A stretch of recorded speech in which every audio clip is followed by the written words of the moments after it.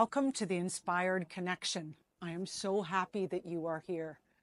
Truly, this is the place to build your true potential. It is about fueling your purpose, building your passion, building your authenticity and your strategic action to create purpose to profits, to align your purpose with your profit. Hello, hello, hello. Welcome to the Purpose to Profits Rainmaker interview. As you can see, I am here alone. So my interview guest is unable to meet with us today, so she will come on in the new year. But I'm here to share with you some deep, meaningful truth about purpose. And I just completed my mastermind with 12 incredible businesses from around the globe. And their success, they realize, oh, she's here. Oh my goodness, this is so great. I'm going to invite her into the stage. And not quite yet, she says. Okay, so I just want to let you know that purpose is the foundation and the roots to success, because nothing speaks louder than results. And when we're connected to our purpose, our passion, that is what people can see and reflect on. So I'm going to be introducing you to Dorina Lantella. She is here. And who I am, in case you don't know me, my name is Carolyn Cooper, and I am a mindset inspiration coach, and I am a business strategist and a speaker. And what I love is having conversations with businesses where they speak their truth. They share their passions for what it is and how they serve from their highest self.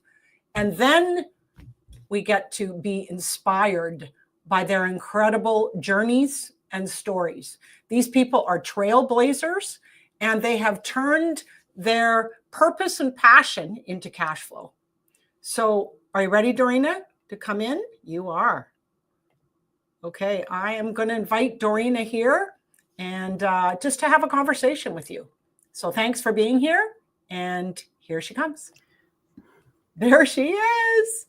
Excellent. Yay. So good to see you, Dorina. Thanks for joining us today. Good to see you too.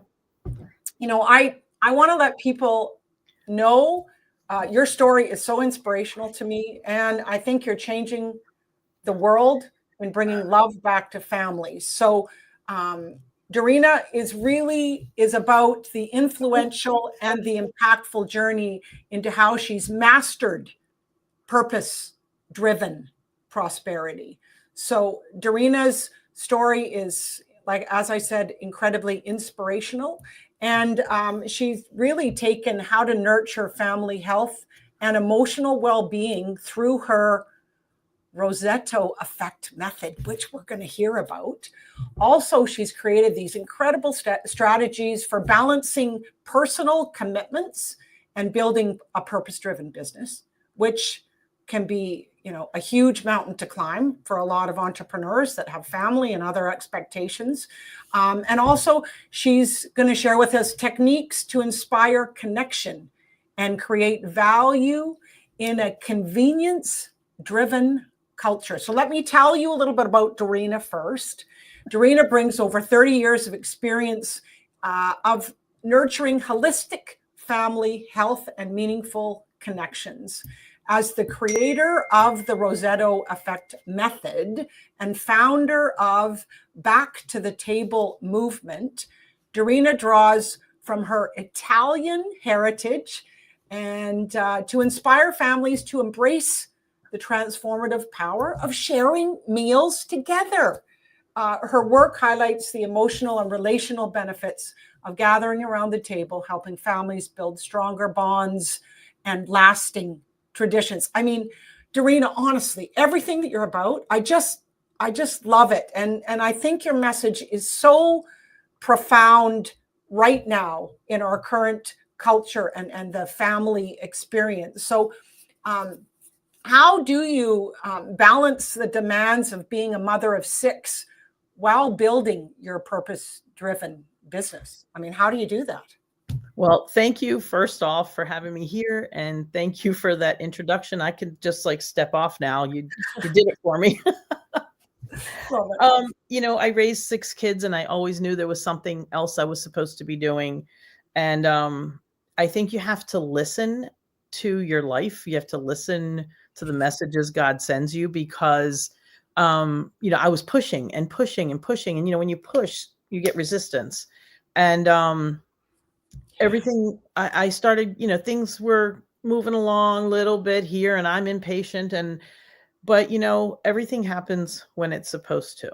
And all of a sudden everything started to come together and it's like all the magic started to swirl and the pieces started to fit when my last kid was finishing high school. So it made sense because now I had the time. I had to finish that job because I think sometimes we don't realize that what we're doing now matters for what we're going to do tomorrow. So, and we're so anxious to get to tomorrow where, hurry, hurry, hurry, that we forget that what we're doing now is part of what's teaching us what we got to teach tomorrow. So, I don't think I could do what I'm doing today if I didn't spend those years home raising my kids. I was always doing something. I always have a serial mini entrepreneur doing some small business from home, to help because we chose to do the stay-at-home mom thing. And I wouldn't have it any other way, So it all came together and then it started to snowball. So you got to listen for when the right time is. It's important.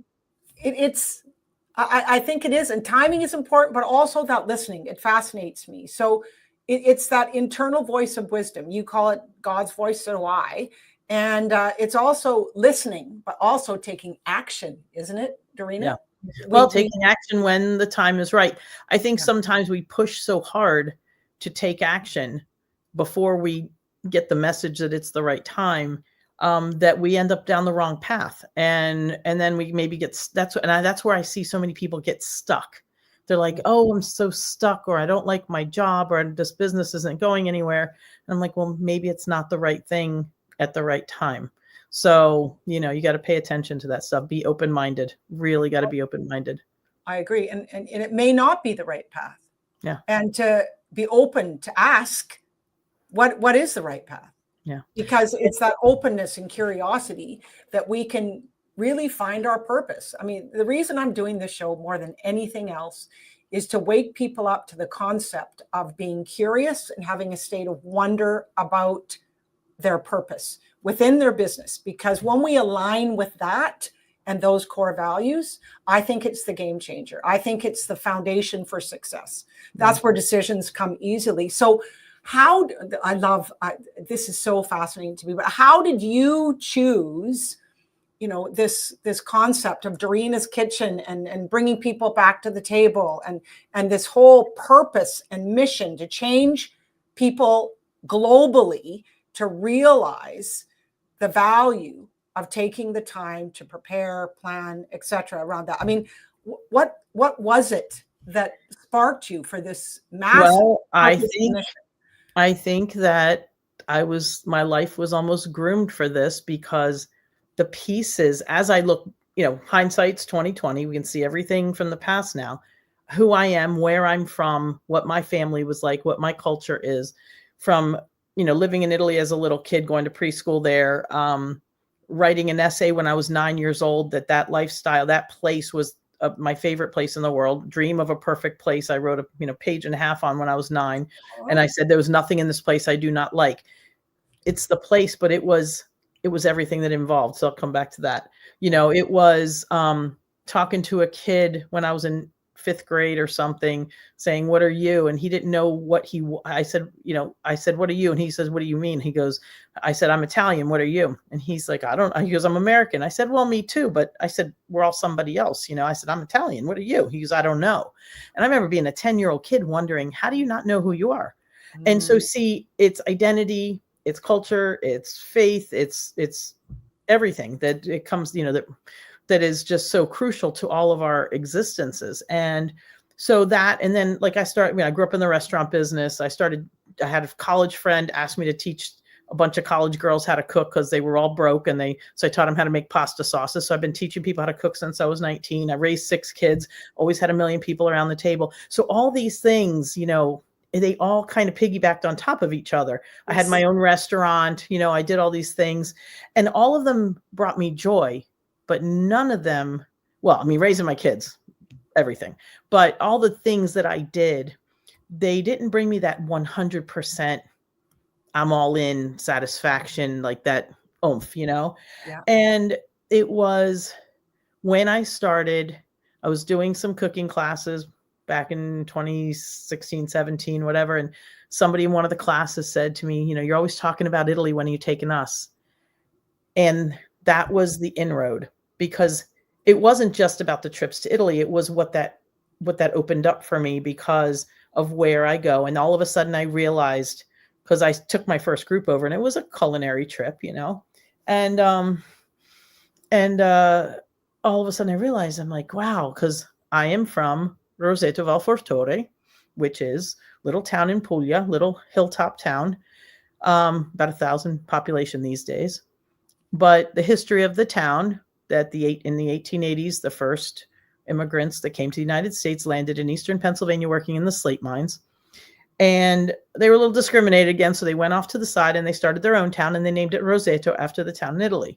Fast forward to the 1960s, the doctor serving the town told another doctor that nobody in this town had any heart disease and a lot of other ailments as well. There was, so they go and study this town. What are these people eating? And, so of course food is still always at the forefront, but it wasn't what they were eating, because they were eating salted cured meats, food fried in lard. They were smoking and drinking. They were happy and healthy. And they're like, what is it? And they attributed it mostly to their lifestyle, that it was their community-centered, church-centered, family-centered life, what I'll call life around the table, not necessarily what's on it, even though we Italians make good food on the table, but who's around the table. That's what's most important.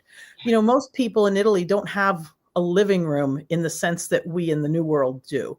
Their living room is that table room, is the dining room. There's the dining room, and there's a couch over there just in case grandpa wants to go sit down and rest a little bit. But otherwise, everybody's around the table for hours instead of on the couch leaning back. They're leaning forward. They're leaning into life. We sit on couches and we're couch potatoes. What happens after dinner in America? You sit on the couch and you lean back. You're not leaning into your life. And over there, they're leaning into life. So when I started doing the trips, and then I started doing the, my videos, which I started teaching. I was always teaching in person, but I started doing the online teaching during COVID. So COVID wasn't a bad thing for me, because it gave me a new avenue, a new mode of recognition. And so my big thing is teaching people how to cook, because I think that that's the simplest way to save the world. I know it sounds so very simplistic. No, it doesn't. But this awesome priest I worked with on an Italian festival years ago said, first you have your heritage, because in the Americas, everybody's somebody from somewhere. He said people more in touch with their heritage tend to be more in touch with their religion, because oftentimes they're intertwined. I'm Italian, so most likely I'm Catholic. People who are more in touch with their faith tend to be more in touch with their families, because they've got the traditions and the rituals of their heritage and their faith that bond their families. Yes. And then people more in touch with their families, he said, tend to make better individuals, because they're so grounded, they're solid. Somebody's got their back, So what do we have in the Americas, though? I say the Americas because I know you're in Canada and I'm in, I was from the States, but we have a lot of lonely people. Yes, we do. We have that. I think loneliness is the number one poison in our current society. I absolutely agree. Because all the people I know that are coaches, whether they're relationship coaches or business coaches or this or that, everybody can benefit from the home table, because happy home, happy work, happy home, happy school, happy home, happy life, Yes. And when you're around the table and one of the kids is across from you and they're looking a little glum and you're like, what's the matter? And they say somebody was mean to him at school. You say, well, hey, let's invite that kid over for cookies. The bully needs maybe some love too, right? Yes, exactly. And the community comes in, right? But it also shows, you see things. I know people who never eat at the table. I met a young lady at the local farm stand not long ago, and she was talking, we were talking behind the counter, and she said, my friends think I'm weird because I go home for dinner every night. She goes, none of my friends, she goes, they came to her house, they had never eaten at the table. And she was like a college age kid. Yeah. So I was like, wow, how? You know, and people are like, well, how do you get them to the table? I said, I put the food on it. So, you know, and so my little answer to saving the world is teach people how to cook, because unfortunately we've gotten away from cooking. We are buying ready-made stuff. You throw it in the microwave. I don't use a microwave, just saying. They throw it in the microwave, heat it up, and they eat it out of the plastic container. There's no ceremony to it. There's no beauty. Well, there's no love going in there. No. I mean, that's the truth. And what you're saying is about connection here. It's about caring and connection. I mean, the table is so simple. Yeah. And I honestly, Dorina, I love your mission. You're teaching people how to cook. Yes, you're bringing people to Italy to do these extraordinary experiences. But that alone, in bringing people back to food and healthy food and not processed food, and bringing the family together, or groups of people. Like my vision and dream, as you know, is to bring 12 business leaders to Italy, to your space there, and for you to teach us how to cook. We're going to go on adventures and excursions so what I know is that your mission and purpose is so inspiring, and that when people hear of it, but I want them to understand a little bit more of the essence of what the Roseto Effect is. Can you share that? Well, the Roseto Effect. So let me jump back to, as I was telling the story of these people who weren't getting sick in Pennsylvania. They called this thing, because as they studied it and they had to give it a name, they called it the Roseto Effect. Right. And the Roseto Effect is the phenomenon by which people live longer, healthier, happier lives by the way they live in community. It's all about connections, because, if you're stressed out, but you got somebody to fall back on, you don't feel as stressed, because, stress shared is divided. My kids play this game. They call it the trust fall. I don't know I know people do it. Okay. And they will trust fall each other. So they'll yell trust fall, and they'll just start to drop, and one of the siblings has to catch them. It's the craziest thing, but they do it to each other all the time. Yeah. And they know, my 6 kids know that somebody's going to catch them, whether they're playing the game or it's real life. Yeah. I've learned over the years, now that my kids are bigger, they're all in their from early 20s to early 30s. When they're younger, when they need money, who do they call? They call mom and dad. But now I've learned over the years how many times they've covered for each other, who needed some rent money because, their paycheck they had to take a day off because they were sick or whatever, this or that. And they all help each other out. Yeah. And to me, it's because my kids grew up around the table. Yeah. Let me tell you another story about the table, which I feel is so very crucial to my story. I've been married 35 years. We've had a wonderful life. We've got 6 kids. Now we're living in Italy. Happy. And my first 2 grandchildren are coming in April. So I'm very excited. Awesome. So anyway, but we haven't, just like everybody else, we've had our ups and downs, and we had some family tragedies over the years. And one of them, unfortunately, was my sister-in-law committed suicide. And my husband and we fell apart. He was grief stricken. I was trying to hold the family together. And we separated for 3 years. Wow. Most people don't know that about me. But, after the initial, craziness, he started coming home every Sunday for dinner. Mm. And of course, I pulled out all the stops and always had to make a good dinner. And for 3 years, he came home every Sunday for dinner. Mm-hmm. And it was that table, because this wasn't something special. It wasn't something unusual. It was some normalcy, because we had always done it. Yeah. Okay. We had always eaten dinner at the table, breakfast, lunch, and every meal we could. We always ate at the table. And I think that I truly believe that was one of our lifelines that kept us connected. because it was the normalcy that, and something that we continued to do as a family because it was always there. If it was something I had tried to start at that time, because we never did it, Right. it wouldn't have worked. Wouldn't have worked. No. But because we had that tradition always. And that's why every time, young mothers always ask me, how'd you do it with 6 kids? How'd you do this? How'd you do that? And I said, number one, always say no. Because if you say no all the time, then you say yes, you're golden. If you say yes all the time, you say no, you're the devil. So default to no and always eat at the table. Yes. And those are simple things. Simple. Let's be real here for a minute, right? Yeah. It's those things. It's what you just said, and I want to go back into the story you just told. It's lifelines. Yeah. It's lifelines. And for those young families that may be listening to this or thinking that they want to change something, do it. Make the decision and have the desire to set that up as rituals, as traditions within your own family. And if you haven't done it, start it. Yeah. 100%. And if you think about it, okay, we all have stereotypes, right? So I'm playing my stereotype Italian mother role, wooden spoon. Yeah. Just use it as a pointer.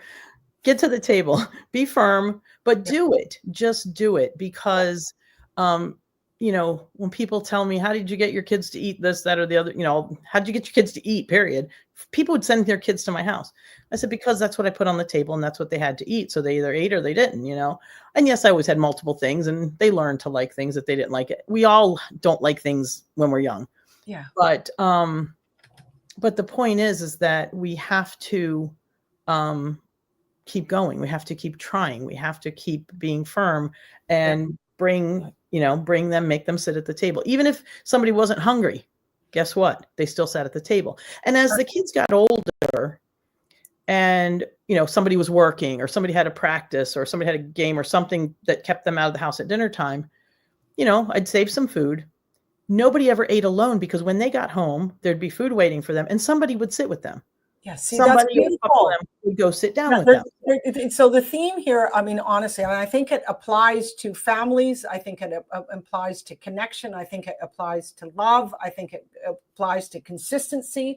I think it also, I'm going to weave it back into business too, because there's way too many business people, I'll say right now, that are alone and suffering, and family members that are suffering alone. There's business people that are suffering alone, and that does not ever have to happen either. So it's, the same as the table, to eat together and have conversations that are truthful and meaningful. That is available to every single entrepreneur out there. And if you're suffering alone, no need. Because it's true. Because, every important decision in life happens at the table.